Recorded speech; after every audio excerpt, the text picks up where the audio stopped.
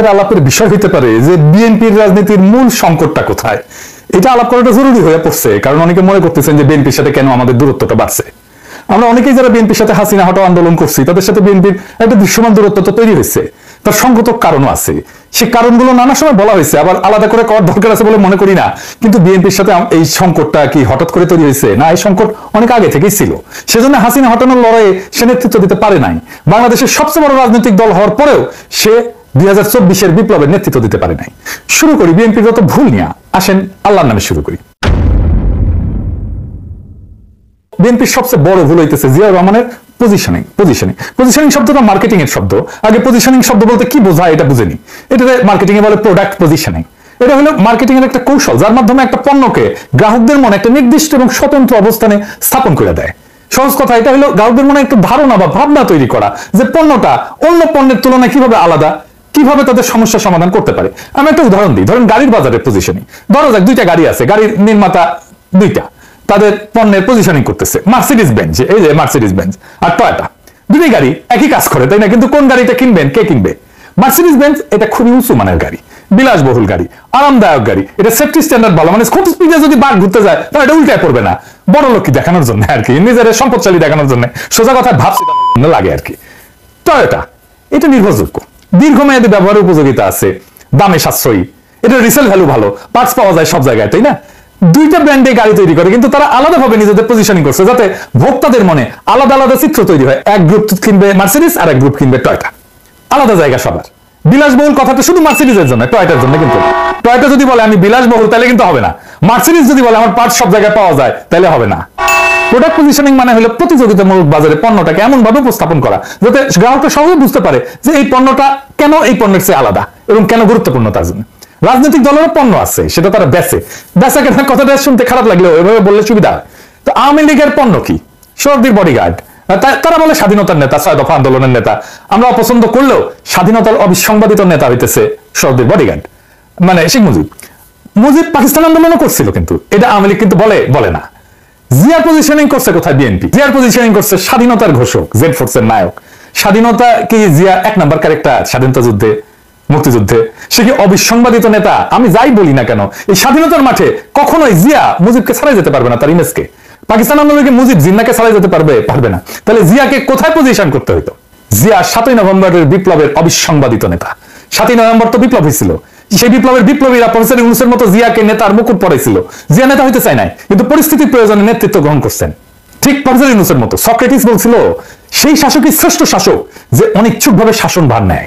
বাংলাদেশের ইতিহাসে 2 জন অনিচ্ছুক শাসক পাইছি, একজন প্রফেসর ইউনূস আর একজন জিয়াউর রহমান। জিয়াকে উচিত ছিল আগস্ট বিপ্লবের নায়ক হিসেবে পজিশন করা, সেটা বিএনপি করে নাই। জিয়াকে উচিত ছিল অনিচ্ছুক শাসক হিসেবে পজিশন করা, সেটাও সে করে নাই। সে নভেম্বর বিপ্লবকে ওনই করে না, 2024-এর বিপ্লবকে বিপ্লব বলে স্বীকার করতে চায় না। বিএনপি আর তাদের বুদ্ধিজীবীরা বিপ্লব নামটা শুনলে কাপড় নষ্ট করে ফেলে, না জানি কি করতে হবে বিপ্লব কইলে। 2 নম্বর হইতেছে বিএনপির কোনো পলিটিক্যাল বয়ান নাই, মানে রাজনৈতিক বয়ান নাই। তো রাজনৈতিক বয়ান মানে কি? ধরেন আপনাকে যদি বলা হয় আপনার রাজনীতি কি, আপনার উত্তর কি হবে? খুব সহজ প্রশ্ন মনে হয়, কিন্তু গুছার উত্তরটা দিতে গেলে দেখবেন ঠিক অতটা সহজ মনে হইতেছে না। মানে যদি চিন্তার স্বচ্ছতা থাকে, মানে চিন্তার স্বচ্ছতা মানে ধরুন অ্যাজিটেবল হয়ে যেতে হবে না। চিন্তার স্বচ্ছতা হলো আপনি যে বক্তব্য দেন, সে বক্তব্যটা কেন দিচ্ছেন, সে বক্তব্য কই থেকে আসছে, সে সম্পর্কে একটা পরিষ্কার আইডিয়া, ধারণা থাকা, এইটারে বলে চিন্তার পদ্ধতি। তো এই চিন্তার পদ্ধতি সম্পর্কে সচেতন থাকাই হইলো চিন্তার স্বচ্ছতা, চিন্তা করতে পারা। এটা মেলা কঠিন কাজ। যেটা বলছিলাম যে আপনাকে যদি জিজ্ঞেস করে যে আপনার পলিটিক্সটা মূলত কি, আপনি আসলে কি করেন, কি চান, এই সমস্ত প্রশ্নের উত্তর দিতে গেলে আপনাকে একটা গল্প বলতে হবে। এই গল্পটাই হইতেছে বয়ান। যেমন ধরেন আওয়ামী লীগ কি বলবে যে সে 1000 বছরের বাঙালি জাতীয়তাবাদের রাজনীতি করে। আপনার এই দাবির পক্ষে একটা গল্প বলতে হবে আওয়ামী লীগকে। সেই গল্পটা হইতেছে সোনার বাংলার গল্প, সে সোনার বাংলায় ফিরে যেতে চায়। সে বলবে মুক্তিযুদ্ধের কথা, সোনার বাংলায় ফেরার পথে একটা মাইলস্টোন মুক্তিযুদ্ধ, সোনার বাংলায় ফেরার পথে আরেকটা মাইলস্টোন 52 ভাষা আন্দোলন। এখন এই যে বয়ান, এই যে গল্পটা, এটা সমর্থনে যারা থাকবে তারা আওয়ামী লীগের। এমনও হতে পারে সে আওয়ামী লীগকে ভোটও দেয় না, কিন্তু মুক্তিযুদ্ধের এই গল্প, এই ন্যারেটিভ, এই বয়ান, স্বাধীনতার এই বয়ান, এটা সে বিশ্বাস করে। অর্থাৎ আওয়ামী লীগের পলিটিক্যাল ন্যারেটিভে তার কোনো আপত্তি নাই। তাহলে সে ভোট কেন দেয় না আওয়ামী লীগকে? দেয় না কারণ সে মনে করে আওয়ামী লীগ মুক্তিযুদ্ধ নিয়ে যে ন্যারেটিভ দাঁড় করেছে সেই ন্যারেটিভ অনুযায়ী সে চলতেছে না, মুক্তিযুদ্ধের ন্যারেটিভ সে পালন করে না, অর্থাৎ আওয়ামী লীগ খারাপ হয়ে গেছে। এছাড়া আওয়ামী লীগকে সমর্থন দিতে তার কোনো সমস্যা নাই। এই কারণে দেখবেন অনেকে বলে যে আমি আওয়ামী লীগের না, তবে শেখ মুজিব এবং মুক্তিযুদ্ধকে আমি অন করি। অর্থাৎ আওয়ামী লীগের বয়ানে যেই মুক্তিযুদ্ধের ইতিহাস সেটা পবিত্র হইলেও আওয়ামী লীগের পবিত্র থাকে নাই পরে, সেটা সে মনে করে আওয়ামী লীগ খারাপ হয়ে গেছে। এই উদাহরণ দিই কয়েকটা, বুঝবেন আমি কাদেরকে বুঝাই। সিরাজুল ইসলাম চৌধুরী, আনু মোহাম্মদ, সিপিবি, বিএনপির ফজলুর রহমান, এমনকি মির্জা ফখরুল ইসলাম, এমনকি বিএনপির এখন সবগুলো নেতাই মোটামুটি আওয়ামী বয়ানে বিশ্বাস করে, তারা মুক্তিযুদ্ধে বিশ্বাস করে, তারা স্বাধীনতার যুদ্ধে বিশ্বাস করে, এবং আওয়ামী লীগ যেভাবে বলে 72-এর সংবিধান সেটাতেই বিশ্বাস করে। কিন্তু আওয়ামী লীগ করে না, সে বলে, সে মনে করে যে মুক্তিযুদ্ধের যে ন্যারেটিভ এইটার মধ্যে আসলে এটা আওয়ামী লীগ এটা নষ্ট করে ফেলছে। তো এই গ্রুপটা, এই যে চেতনা মারানিদের গ্রুপটার আরেকটা ডাইমেনশন আছে, যেই কারণে মুক্তিযুদ্ধকে তারা ওন করে, নিজের বলে মনে করে, সেটা হইতেছে ধর্মনিরপেক্ষতা, অসাম্প্রদায়িকতা, প্রগতিশীলতা।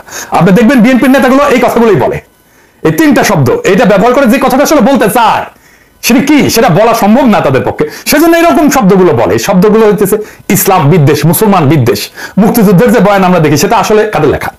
কারা ঠিক করে দিছে যে মুক্তিযুদ্ধ বলতে এইটা বুঝতে হবে, এই জিনিসটা বুঝতে হবে? কে? মুক্তিযুদ্ধের ইতিহাস লিখছে ধর্মনিরপেক্ষতাবাদী প্রগতিশীলরা। তো প্রগতিশীলতা আর এই ধর্মনিরপেক্ষতার উৎস কোথায় আমাদের দেশে? আসেন এটা একটু বুঝে দেখি। বাংলাদেশ রাষ্ট্র গঠনের 3টা পর্যায় আছে সুনির্দিষ্ট। 1 নম্বর পর্যায়ে এই ভূখণ্ডে মুসলমানদের আগমনের পর থেকে ব্রিটিশদের কলোনি তৈরি হওয়া পর্যন্ত, তারপরে সেই কলোনি ভেঙে ভারত ভেঙে পাকিস্তান হওয়া পর্যন্ত, এরপরে বাংলাদেশ রাষ্ট্র সৃষ্টি হওয়া পর্যন্ত এই ভূখণ্ডে হিন্দুদের কাছে মুসলমানদের আগমন কি, মানে ভারতবর্ষে কি মনে করে এটা বহিঃশত্রুর আক্রমণ, তারা বাইরে থেকে আসছে। অন্য 8-10টা এই যে উপনিবেশ যারা করে, কলোনি যারা বানায়, তাদের মতো মুসলমানরাও কলোনি গাচ্ছিল এই ভূখণ্ডে, যেমন ব্রিটিশরা করছে। তো এইটাই হইতেছে হিন্দুত্ববাদের গোড়ার কথা, যে মুসলমানরা বহিরাগত, বাইরে থেকে আসছে। অথচ মুসলমানরা যে ব্রিটিশ বা ইউরোপিয়ানদের মতো কলোনি করে নাই, বরং নিজেরা এই ভূখণ্ডে আইসা তাদের মতো করে এই ভূখণ্ডের লোকে হয়ে গেছে, এই ভূখণ্ডকে নিজের ভূখণ্ড করে নিছে, এখানে সংসার করছে, বিয়ে শাদী করছে, এখানে মারাও গেছে, এখানে মানুষ হয়ে গেছে, সম্পদ পাচার করে নাই সে যেখান থেকে আসছে। সেইটা কিন্তু এই হিন্দুত্ববাদীদের বয়ানে পাওয়া যায়। বক্তিয়ার খলজি তো আসছে আফগানিস্তান থেকে, সে কি আফগানিস্তানে নিয়ে গেছে তার সম্পদ? না। তাহলে কথা দাঁড়াইলো এই যে মোদির মতো হিন্দুত্ববাদীদের কাছে মুসলমানরা হলে এই উপমহাদেশে কলোনি করতে আসছে। এই কলোনাইজারদের কাছ থেকে বাঁচার একমাত্র উপায় হলো হিন্দুদের রাষ্ট্র গঠন করা। এটা বঙ্কিমচন্দ্রের রচনা পড়লেই বুঝবেন, শরৎচন্দ্রের রচনা পড়লেই বুঝবেন, দেখবেন যে কেন কিভাবে হিন্দুদের রাষ্ট্র গঠন করতে হবে। এই বয়ান দাঁড় করানোর জন্য বঙ্কিম সারা জীবন কাজ করে গেছে। তাহলে বিষয়টা দাঁড়াইলো যে ভারত বা হিন্দুত্ববাদ এমন বয়ানই দাঁড় করাবে বা এমন বয়ানকে সমর্থন করবে যেটা হিন্দুত্ববাদের স্বার্থকে মুসলমান জনগণের স্বার্থের উপরে দাঁড় করাবে। আচ্ছা, এবার আসেন দেখি, আপনি যদি আমাদের এই দিককার পূর্ববঙ্গের বা বাংলাদেশের রাজনৈতিক ইতিহাস দেখেন, এখানে মূল দ্বন্দ্বটা আসলে কিসের ছিল? এই ভূখণ্ডের জনগোষ্ঠীর লড়াইটা কি নিয়েছিল? আসেন সেটা একটু বুঝে দেখি, তাহলে আমরা বুঝতে পারবো যে আসলে আমরা কোথায় যাইতেছি এবং কোথায় থেকে কোথায় আসলাম। দ্বন্দ্বটা মূলত জমি নিয়ে। জমি নিয়ে কেন?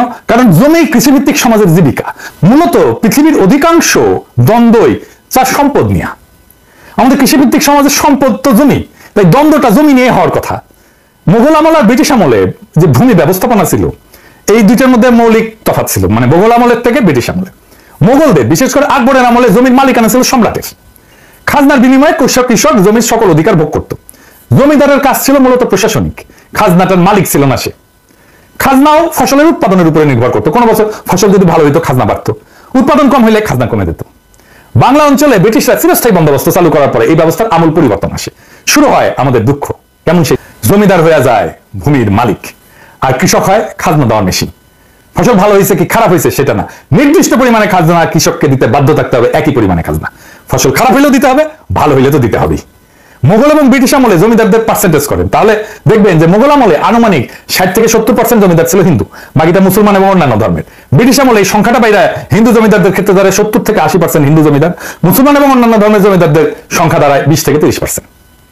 অর্থাৎ মুসলমানরা মূলত বহিঃশত্রু, এই ধারণা থেকেই হিন্দু এলিটরা সবসময় ক্ষমতার কেন্দ্রে তাদের অবস্থানটা নিশ্চিত করছিল। ফলে ব্রিটিশদের আমলে আমাদের বাংলা অঞ্চলে হিন্দু জমিদারদের বর্ধিত ক্ষমতা পরিণত হয় মূলত রাজনৈতিক প্রভাব খাটায়, হিন্দু প্রভাব বজায় রাখায়।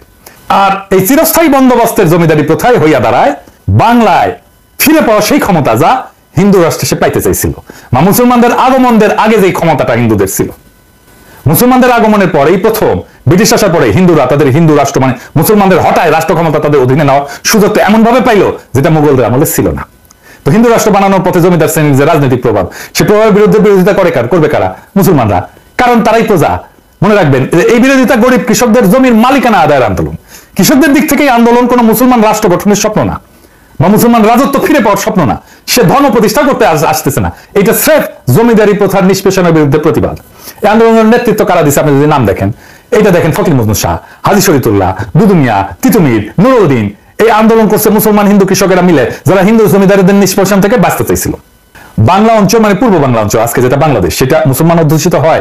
এখানে মুসলমানদের পরিচালিত বিদ্রোহগুলাই এই জনপদের জনগণের রাজনৈতিক চিন্তার গঠনে সবচেয়ে শক্তিশালী প্রভাব রাখছে। দেখেন হাজী শরীয়তুল্লাহ প্রশ্ন উঠছে যে জমির মালিক তো আল্লাহ, কোন মানুষ না, ফলে জমিদারদের এই জমির মালিকানা আমরা মেনে নেব কেন? দেশের ইতিহাসের দ্বিতীয় প্রধান রাজনৈতিক ব্যক্তি যিনি ভারতের সৃষ্ট বাংলাদেশে অনুষ্ঠিত এই বয়ানের বিরুদ্ধে দাঁড়ায় পড়ছিলেন, দ্বিতীয় ব্যক্তি হিসেবে প্রথম ব্যক্তি কে ছিলেন? মৌলানা ভাসানী। অর্থাৎ মুক্তিযুদ্ধ তথা বাংলাদেশের পলিটিক্যাল ডমিনেন্ট বয়ানকে ভেঙে নতুন বয়ান দাঁড় করেছিলেন জিয়াউর রহমান। তিনি যে খুব শক্ত বয়ান দাঁড় করাতে পারছিলেন তা না, তবে আওয়ামী বয়ানের বাইরে তিনি আসতে পারছিলেন। ফলে ভারতের হেজিমনির বাইরেও যে এদেশে পলিটিক্স করা যায় সেটার পথ তিনি দেখাইছেন। এমনকি মৌলানা ভাসানী ক্ষমতায় আসতে পারেননি, জিয়াউর রহমান ক্ষমতায় চলে আসছিলেন। মৌলানা ভাসানীর চেয়ে এক ধাপ আগায় জিয়াউর রহমান ইন্ডিয়ার কালচারাল ডমিনেন্স পলিটিক্যাল বয়ানের বাইরে নতুন একটা রাজনৈতিক চিন্তা দেখাইছেন এবং সেই চিন্তাকে ক্ষমতাশালী করে তুলছেন। আজকের বিএনপির অবস্থা, আজকের বিএনপি মুক্তিযুদ্ধের কথা বলে 72 সংবিধানের কথা বলে রাজনীতি করতে চাইতেছে। প্রথম আলো ডেইলি স্টারের সামনে জিয়াফত দিলে বিএনপির পুচ্ছে আগুন জ্বলে যায়, আর মির্জা ফখরুল মিছা কথা বলে বক্তৃতা দেয় যে পত্রিকা অফিসে আগুন দেওয়া হয়েছে। এমন বাংলাদেশকে আমরা চেয়েছিলাম। বাংলাদেশ রাষ্ট্রের সাথে সবচেয়ে বড় গাদ্দারি এখন বিএনপি শুরু করছে। বিএনপি যদি মুক্তিযুদ্ধের আওয়ামী বাহিনী ফেরি করে তাহলে আলাদা করে পার্টি করার প্রয়োজনীয়তা কিসের? আওয়ামী লীগ করলেই তো পারে। তো মুক্তিযুদ্ধের বয়ান দিয়ে যে ফ্যাসিজম আওয়ামী লীগ চালু করছিল, সে একই কাজটা বিএনপি চালু করলো। তাহলে বিএনপির নিজের রাজনীতি কোনটা? উত্তর হলো যে বিএনপির কোনো রাজনীতি নাই। আওয়ামী লীগ তার বয়ান দিয়ে ফ্যাসিজম করছিল, কারণ সেটা করার জন্য যে জিনিসগুলো দরকার, যে ন্যারেটিভ দরকার, সেটা তার ছিল। বিএনপির ফ্যাসিজম করতে পারবে না, কারণ ফ্যাসিস্ট হওয়ার জন্য যে ন্যারেটিভ দরকার সেটা তার নাই। বড় জোর চাঁদাবাজ হতে পারবে, টেন্ডারবাজি করতে পারবে, ঘুষ খেতে পারবে, টেম্পু স্ট্যান্ড দখল করতে পারবে, আওয়ামী লীগের সাথে কুৎসিত ভাবে গালি দিতে পারবে, কিন্তু রাজনীতি করতে পারবে না। ফলাফল হয়েছে যে বিএনপি রাষ্ট্র ক্ষমতায় যাওয়ার সবচেয়ে বড় স্টেক হোল্ডার যে দল, সেটা অলরেডি সবার কাছে একটা তামাশায় পরিণত হয়েছে। তাদেরকে এখন টেম্পু স্ট্যান্ডের চাঁদাবাজ বলা হয়। দেখেন, তারা দ্রুত নির্বাচন চায়, আগাম নির্বাচন চায়, সেটাও তামাশার বিষয় হয়ে গেছে। সে আগাম নির্বাচনের পক্ষে সে একটা ভালো ন্যারেটিভও দাঁড় করাতে পারেনি। আল বদর থেকে বানানো আল বটর গালিটাই বিএনপির রাজনৈতিক দেউলিয়াতের সবচেয়ে বড় প্রমাণ। ভাষা ধার করতে হয় আওয়ামী লীগের কাছ থেকে। আওয়ামী লীগের বানানো মুক্তিযুদ্ধের বয়ানের বাইরে কোনো পলিটিক্যাল বয়ান বানানোর পুরো বিএনপি নাই। জিয়াকেও মুক্তিযুদ্ধের বাইরে কল্পনা করতে পারে না। আওয়ামী লীগের শত্রু বানানো দেখে আওয়ামী লীগের শত্রু জামাতকেই তার শত্রু বানাইতে হয়। আওয়ামী লীগ যেহেতু বানাইছে তাকেও বানাইতে হবে। সেজন্য সে আসলে দেখেন সে আওয়ামী লীগ বয়ানের ভিতরেই আছে, আওয়ামী লীগের ন্যারেটিভের ভিতরেই আছে। আওয়ামী লীগের যে গালিটা দিত বিএনপি একই গালি দিচ্ছে রাজাকার বইলা। যারা আওয়ামী লীগের শত্রু ছিল তারা এখন বিএনপি শত্রু হয়ে গেছে। সিপি গ্যাং এর মতো তারা ঝাঁপায় পড়তেছে আমাদের ফেসবুক পোস্টে। আওয়ামী লীগ আমার বলতো আমি তারেক রহমানের টাকা খাই, বিএনপি এখন বলে আমি জামাতের টাকা খাই। চিন্তায় এতটাই গর্দ। সেই আওয়ামী লীগের বয়ান, আওয়ামী লীগের ভাষা, আওয়ামী লীগের ন্যারেটিভ দাঁড় কইরা সে আমাদেরকে ফাইট করতে হয়। এদের সৃষ্টিশীলতার অভাব থাকার কারণে সে গালি এখন শুধু জামাতের মধ্যে সীমাবদ্ধ থাকতেছে না। এখন যারাই বিএনপির নির্বুদ্ধিতা নিয়ে কথা বলে সবাইকে আলবটর বলে। আমাকে বলে আলবটর কমান্ডার বলে, আপনি নাকি আলবটরের কমান্ডার। বিএনপির হয়ে কোনো শিক্ষিত লোক কথা বলে এখন দেখছেন কাউকে? ওই এক ছাড়া, ফাহাম ছাড়া, আর বিরানির দোকান থেকে চান্দা তোলা লোক, সে হচ্ছে বিএনপির অনলাইন সিপাস হবে। তাহলে বিএনপির পক্ষ নিয়ে একটা কথা বলার লোক থাকলো কেউ না। বিএনপির পক্ষ নিয়ে আসলে কথা বলতে গেলে আপনি আসলে বলবেনটা কি? আপনার বক্তব্যটা কি? বিএনপির রাজনীতি কেন করবেন? কেন আপনার পক্ষে আমার যেতে হবে? কোনো উত্তর আছে? কোনো উত্তর নাই। এই কারণে দেখবেন আমাকে বিএনপির টপ লিডাররা গালি দেয়, কোনোদিন আওয়ামী লীগের টপ লিডাররা গালি দেয় নাই। কারণ তাদের আমার কথা জবাব দেওয়ার মতো মাল ম্যাটেরিয়াল তাদের মাথায় নাই।